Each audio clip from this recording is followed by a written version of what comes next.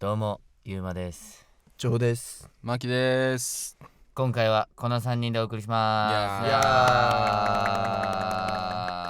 やいやこのゆるさからも分かる最近のスケジュールの最近はこれはまあでももう放送日はちょうどマキの誕生日なんですけど、はいはい。こう収録はまあ1月中にやってるということで、はい。最近少しだけ時間ができてましたね。はい、ゆるいですね。一段落一段落つきまし、してたけど、これからですね。もう2月17はもう忙しいそうですね。タイミングに入ってますね。もう多分うわ、はい、そういうことか。ちょっと忙しいふりをして今日は行きたいと思いますリって言っちゃう。ということでもう早速質問が来てるので、はい。質問に答えていきたいと思います。はい。エニシネームあいまいみーさんからです。あいまいみーさん。ありがとうございます。前が抜けてる。はい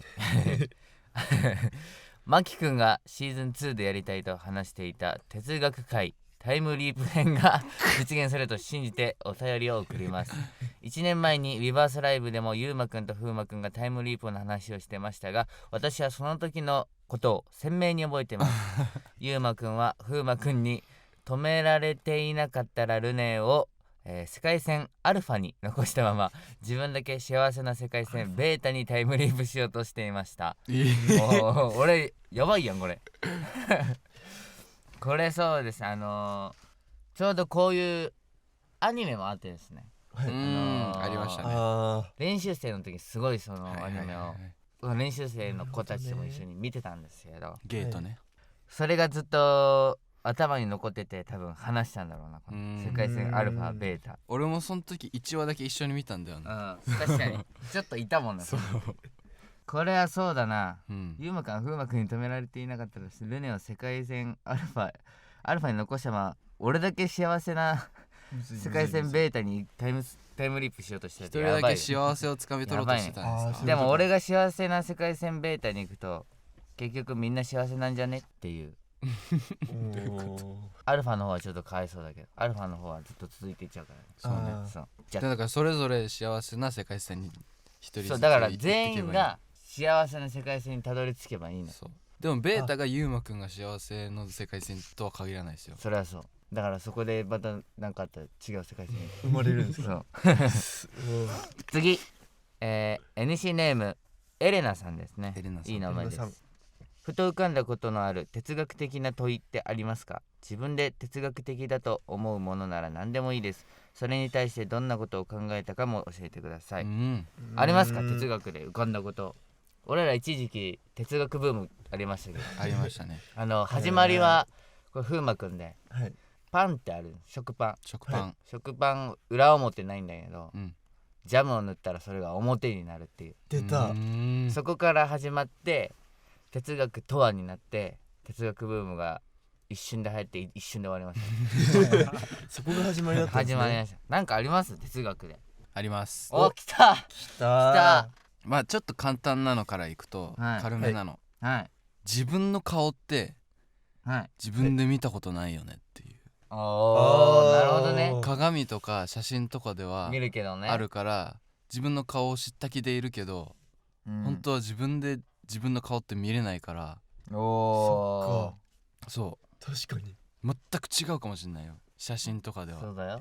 そう鼻しか今見えないからね、鼻と口ちょっとぐらいしか。確かに本当だ。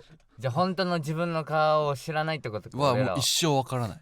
うわー、深いね。そうだよ。見る方法はないのか。見る方法ないのかな。なんか皮剥ぎ取ってうわみたいのしないとやめて、怖いの目をこうやって見れないと怖いのこうやって見るし見ないとないってことだよね。なんかふとそういう暇な時に考えたことあるやつありますか？あります。僕は一つ何ですか？深めのありますね。おー、夢とはっていう。夢とは、そのどうなりたいとかの夢じゃなくて、寝てる時の夢です。あれってなんかよく思うのが、なんかそれこそさっきアルファベータって言ってましたけど、なんか違う世界線なんじゃないかなっていうのを僕は本当に起きた時に考えたりするんですよ。なるほどね。なんかみんなよく言うデジャブってあるじゃないですか。あれもやっぱり他の世界線で違う自分が体験してるからこそ自分がこう体験した時にあれなんか知ってるなってなるのかなってこうよく僕は思ったりして。デジャブやばいな。デジャブはマジであるからね。デジャブがその他の世界線説は俺もちょっと信じてる。あるよね、夢覚えてる時と覚えてない時があるの。俺結構夢見る方だけど、なんか全く夢見ないみたいな人もいるじゃん、ってことは他の世界線に自分がいないみたいな。俺や俺や一人しかいないまあでもねまだこれあれ最初ですから、この後まだあれですよ、僕たち哲学について語っていかなきゃいけない。ああそうですね。ということでこんな風にね今回は哲学をテーマにお送りしていきます。ぜひ最後までお付き合いください。それでは始めていきましょう。エンティブのご縁があって喋らせてもらってます。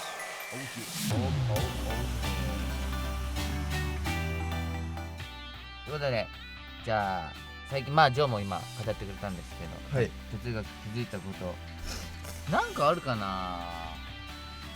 でもデジャブはでもマジでそうだね。デジャブはもう本当にいると思います。で自分が夢だけじゃなくてさ、そうですね、生活しながらもあるじゃんたまに、やばいこれデジャブ。あん時はもう価値謎だよね。本当そうです。だから一回もう誰かがタイムリープしてそのちょっと脳の異変っていうかさ、自分たちも一緒にリープっていうか同じことを繰り返してるから過去にあったことを思い出してんのっていうだけかもしれないですよね。つながってるっていうことか。つながってます。だから脳はそれを超えてんのもうわ確かにもうとっくに未来まで行ってるんですよね。そう未来まで脳の力人間ってマジ 20% 以下ぐらいしか使えてないっていうね。のだから言います脳がもうちょっと動けば俺らやばいよ。空飛べるんじゃない。マジでいけるかもね。空飛べるんじゃない、ありますよねマジで脳ね。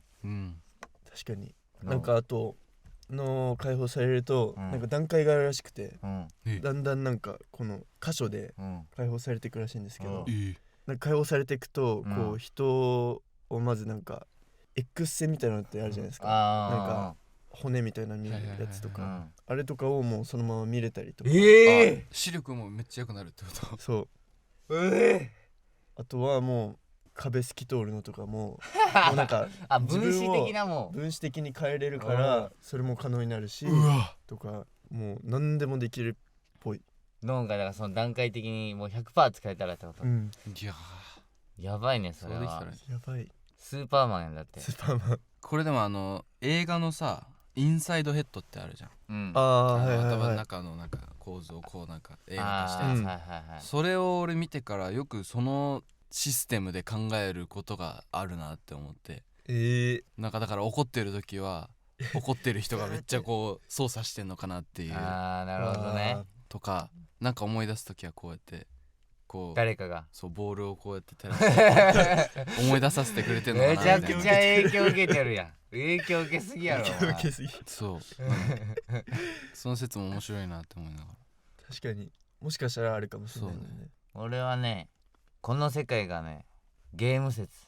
わあこれが面白い。そうね、ゲーム説をして、その誰かがもうゲームしてるのだからもうこの地球自体がそのゲームのその設定なのでも誰かがゲームしながら操作してん、でそのゲームしてる人も誰かにゲームされてる。だからもうずっとどこまでも続いてるってことだから誰かにずっと操作されてる。うわじゃあ今喋ってるのも全部打ち込まれてます。やだそっか自分では今思いついたって思って喋ってるけど、ただコマンドで打たれてるだけかもっていう。あとねなんかドラえもんの映画があるんだけど、のび太がなんか宿題でドラえもんの道具を使って地球を作るのね。地球？そう地球っていうかその宇宙とかも地球1個作っちゃうの。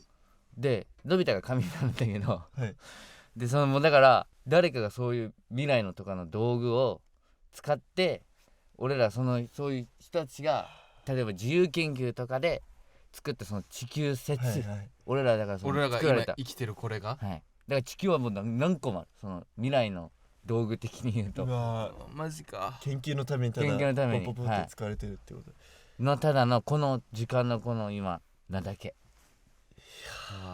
でもだってもう地球なんて宇宙に比べたらこんなもうちっぽけなこれだもんね、そうだよ。宇宙やばいらしいから。どんだけ広いんだろう。今も広がってるんですかね。もう常に広がって。まあでも宇宙より海の方がやばいらしいけどね。ああ、分からない部分多いって聞きますよね。海怖いな。海がマジで怖いけど、海のほとんど何も分かってないらしいよ。海ってでもだって限界があるじゃん、宇宙とは違って。あ、そうね、なのに分かってないって不思議だよね。そうね。まあ人間が誕生した理由やもん、そもそも。もう本当そうですね。そっから上がってきてですよね。だから全員家族。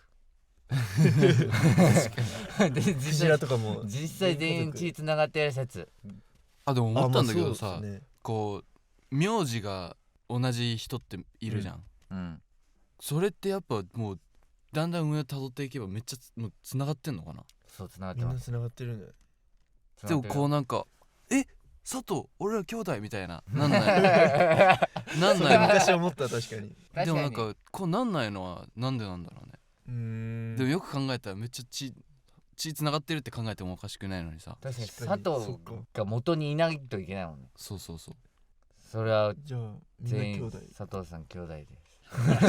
佐藤さん兄弟です。佐藤さん兄弟ですね。名字を初めてつけた人も誰なんだろうっていう。俺らはさ、こう親からあれ自然にね、そう自然とついてくるけどさ、ルールが違ったとかなのかな。昔はもう結婚するときに自分の名字を作るとかじゃないとあんな生み出せなくないって確かにあるよね。でもなんか名字ごとに昔の職業みたいな分かるってよく言うよね。江戸時代とかもっと前とか、そういうことか。なんかいろいろ分かるっていうのを聞きますよね。じゃあさっき言ってた世界線の話でもしますか？もう準備されてますね。気になります。それちょっとこれ絵が必要。絵を使いながら説明したいんですけど、絵をラジオで見せることはできないので、絵西の皆さんは一つの線を思い浮かべてください。横に横線です。で僕が今から説明したいと思うのは、例として、タイムマシンを、がもう存在するんじゃないか。この時代にもうすでに。ただ俺らが今いるこの世界線が存在しない世界線なだけで、なるほど、存在はしてるんじゃないかっていう。なるほど。でもしそれがなぜかというと、タイムマシン存在したらここに戻ってくるじゃないですか。なんていうんですか、過去にもそう戻って今のこう未来にできたとしたら、この過去に戻ってくるのに今戻ってきてないっていうのは、この世界線が存在しないからであって、もし戻ってきたらそれはもうまた別の世界線につながるっていう、もうこれですよ。こうです。分かれました。分かれた。分かれました。この一つの線だったじゃないですか。この一つの線は存在しない。僕たちが今いる世界線ですね。タイムマシンが存在しない現在未来過去、こう3つに分かれてます。でこっち向きにね進んでるね。右向きに時間が進んでるんですけど、ここにもし例えばタイムマシンが未来から人が来ました。っ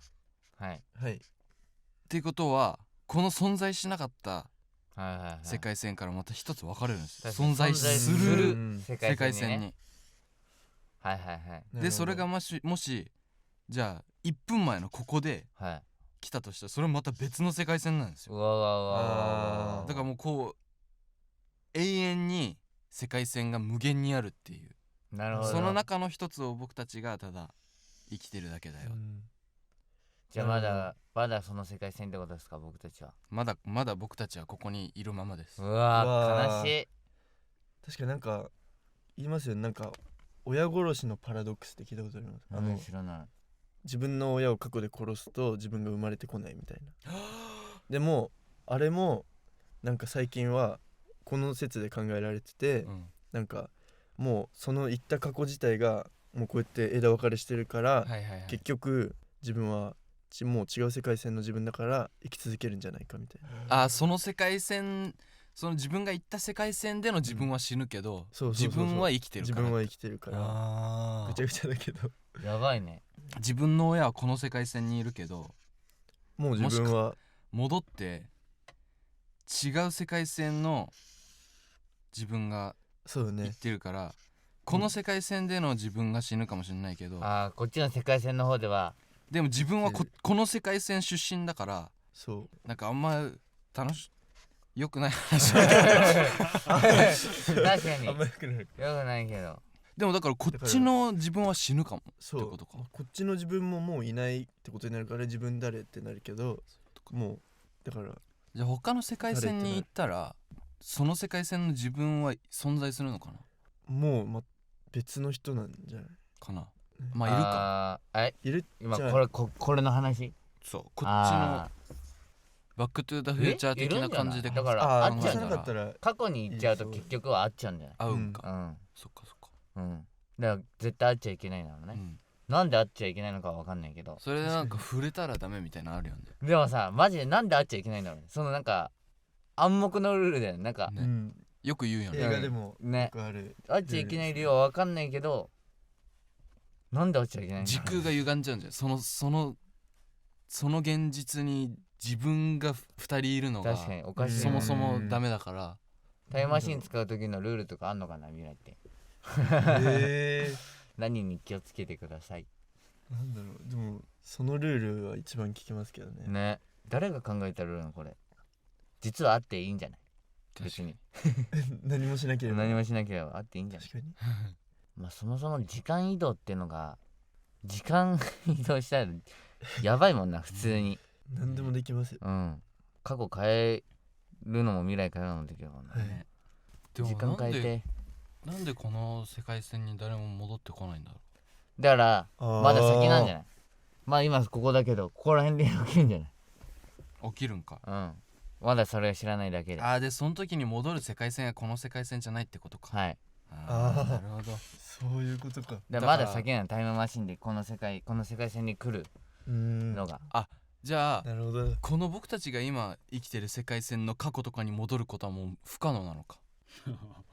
もうこの世界線で決まってるから、もし戻ったらそれはまた違う、その戻った時の世界線になるから、違うのだから世界線無限、マジで。そうだからマジで無限にタイムマシン作ったら、だからその世界線ができすぎちゃってやばいんだ。でもそれも全部ゲームでやられてます。そこ繋がってんの全部ゲーム繋がってんだ。ゲームで、はい全部。そこがやっぱ一番上なんですかね。そこが上か優先順位的にのび太です。のび太が一番のび太が遊んでんの。俺が遊んでます今。正直未来なんで本当にドラえもんみたいな道具があってやばいもんね。はいありえる。でもあの時って21世紀の話じゃん。今21世紀だからね。もう21世紀の始まりだけど、この世紀の中でもうめっちゃ発達していくかもしれない。うわ急にね。どこでもドアとかあったらめっちゃ、俺瞬間移動めっちゃしたいんだよね。わかる。だからこの世にまだない物質を見つけて、それがなんかやばい、こうなんか急に今を発展させる物質だったらいい。確かにそれが海にあったら、海やったらやばいよ。やばいですね。やばいねそれは。ありえんじゃない？だって 10% ぐらいしか 10% ってやばい。脳をこう覚醒させたいねそっからちょっと頑張ってみるか。頑張ってみよう。シーズン1ではいジョーさん宇宙の話したじゃないですか。はい。なんかそっからまた新たな宇宙のもうブームは過ぎ去りました。宇宙ブーム。でも宇宙人信じる？宇宙人は信じる。宇宙人はいるっしょ。いる。なんかよく動画とかでもあるじゃん。一瞬目の色変わったりみたいな。もうじゃあもう地球にいると思うってこと？いると思う。怖っ。宇宙人ですか？僕は違う。危ねえ。でもなんでこう潜んでるだけなんだろう。観察するためかね。もしいるとしたら。なんでなんだろうね。侵略するための準備をしてんのかな。怖っ。うわ、俺らもちょっと頑張って早く他の惑星に行って宇宙人に紛れ込まないとだな。確かに。だからもう俺らの知らないもう秘密組織がもうやってる宇宙人とやり取りしてんだよ。だからそこで抑えてるのも今。それ聞きますよね。知らずにもう俺らが知らないところの地球人の秘密組織が今もう宇宙と戦ってます。あ、戦ってくれてますか。戦ってくれてますあ、もうありがとうございます。戦ってる。戦ってくれてます。戦うだからとこまで行今ってんだ地球はまだ無事なんですよ。あ宇宙ね、あ、宇宙は面ブ白いですね。ラックホールとかもやばいもんね。あ、それじゃない？やっぱ未来に行って未来の自分と触れ合うとブラックホールしてみんな死んじゃうみたいな。マキそこでもう時空が歪みすぎてもう歪んだ結果ブラックホールになってみんな吸い込まれちゃう。マキなんだっけな、この前マキがブラックホームブーム来た時に何でもブラックホールにつなげてた時期あったのよ。なんか練習とかしててなんだっけな、めっちゃ何でもブラックホールにつなげたの。例えば、練習中とかも何かこうミスとかして何々したり何々したら、ブラックホールになる。全部ブラックホールにする。例えばこの動作を早くしすぎて早くやって時空が読んでくる。ありえそうだけどね。あれめっちゃ好きだったよな。全部ブラックホールにつなげる。ブラックホールになる。とりあえずブラックホールにする。じゃあ幸せとはについてちょっと語ります。幸せなんか、深いですね。幸せとは分かりますか？幸せは俺知ってますよ。幸せって何ですか？幸せは脳がこう分泌するその、幸せエネルギーです。幸せって感じちゃう。ヘモグロビン？ヘモグロビンです。ヘモグロビンだけ。ヘモグロビンっていうか分かんないですけど、セロトニン。セロトニンです。全然違う。ヘモグロビンってなんだっけ？ヘモグロビンって腸らへんに腸で俺ら幸せ感じる。あ、赤血球に含まれる鉄を運ぶ。幸せってでも感じるもんね結局。その今幸せだなっていう感じよりもなんかみたいな感じ。確かに。こう幸せと楽しいはやっぱ違うんかな。違うか。まあでも楽しかったら幸せだもんな。幸せは、自分が好きなことをその追求する過程が結局幸せって感じるんじゃないかなと思います。結果じゃなくて、そう、結果を得たら幸せと感じてしまいがちなんですけど、例えばゲームとかしてたり、漫画とかアニメとかドラマとか見てたらこう見てる時間が幸せで見終わったらめっちゃこう確かにもう何もない感じなの。そうだから自分が欲しいもの全部手に入ったら逆に幸せじゃなくなっちゃうんじゃないかっていう。それこそもうあれだよね、ないものねだりって言うけどね。確かにね。それを追う、その欲しいものに向かって走っていくのが幸せなんじゃないかな。本当そうかも。それはそうだわ。なんか別に幸せって感じてなくても、その思い返したら頑張るっていう気持ちとかそういう全部ね過程が幸せなのかも。うわ、それです。例えば買い物とかしてたりこれ欲しいなって思うものを買ってその時幸せになるけど、また欲しいものできるからそこで幸せは終わんないように多分脳がしてる。うわ、なるほどね。そう脳や。だから脳の中にブラックホールがこれずるいな。ブラックホールマジずるいよな。ブラックホールマジずるいわ。脳もブラックホール説やばいもんね今。やばい。脳でブラックホール起きたらやばい。まあということでね、ここまでいろいろ哲学とかいろいろ話してきたんですけど、絵西の皆さんの哲学もぜひまだ機会あったら聞きたいですね。聞きたいですね。お願いします。お願いします。お願いします。ぜひ自分なりの哲学があったらぜひぜひお便りに送ってくださいまし。はい、お願いします。お願いします。ということでそろそろお時間ですね。はい。エンシャベは Spotify、Apple Podcast、Amazon Music、YouTube で配信中です。チャンネルフォローよろしくお願いします。はい、エンシャベではあなたからのお便りを、募集しています。番組概要欄のメッセージフォームから、感想や質問、番組で僕たちにやってほしいことなど何でも送ってください。はい。また SNS でもエンシャベをつけて感想など投稿してください。エンはカタカナ、シャベはひらがなです。はい、ということでですね、今日はマキさんの誕生日ということで、歌いますか。なんでだよ。行きましょう。せーの。Happy birthday to you. Happy birthday to you. Happy birthday dear Maki. Happy birthday to you.